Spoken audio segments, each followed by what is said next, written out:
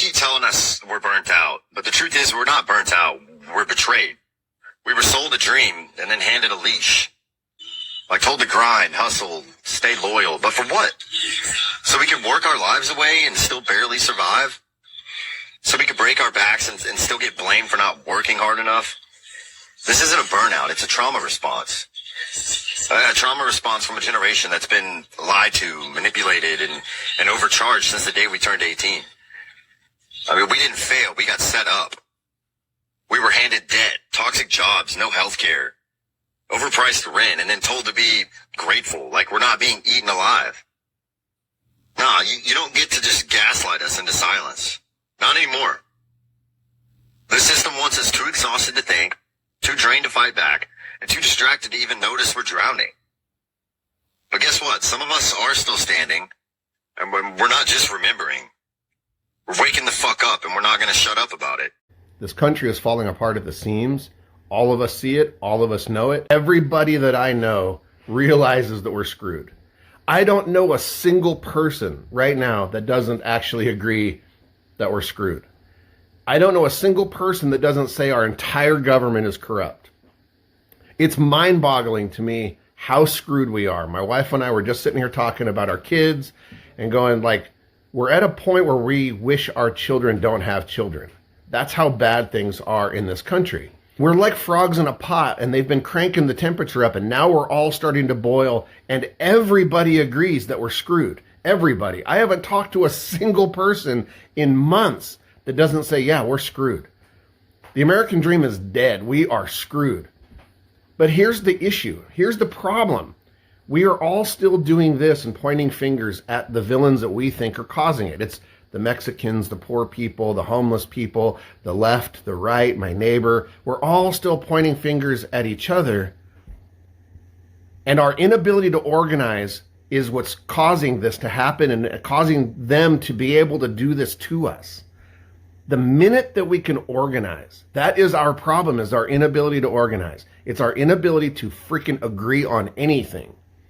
Because the minute we start to point up at them, the minute we start to identify that it's the wealthy, that it's the government, it's the stock market and the people that are heavily invested in it, it's all the people at the top that are causing this problem. They are the villain, and they've had us all pitted against each other. They're using blue and red, left and right, liberal, Democrat, Republicans, conservatives, you name it. Whatever label they want to give this stuff is how they have kept us divided, and that is how they keep us oppressed. And that is how they continue to pick our pockets with taxes on top of taxes on top of taxes.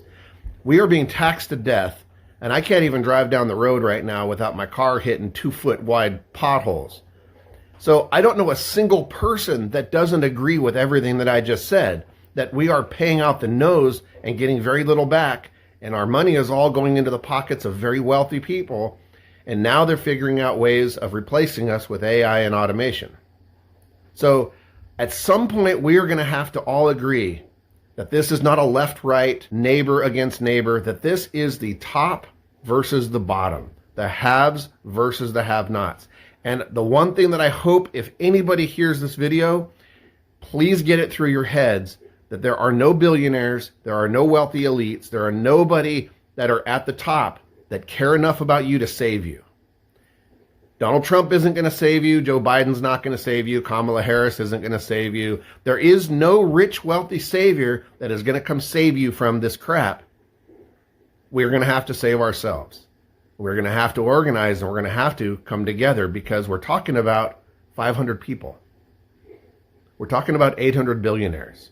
We are not talking about an enormous number of people that are controlling us. We are allowing them to control us. We, as a society, are like an elephant tied to a tree with a kite string. And all we have to do is organize and break free of that and take the power back, and take our control back, and start to realize that our fellow Americans are our fellow countrymen. They're not our enemies. This country is falling apart at the seams. All of us see it, all of us know it, and we got to stop blaming each other and pointing fingers at each other. What we have to start doing is banding together, organizing, because The entire system is rigged. And if anybody thinks the system is broken, you are mistaken. The system is functioning exactly as they have it planned.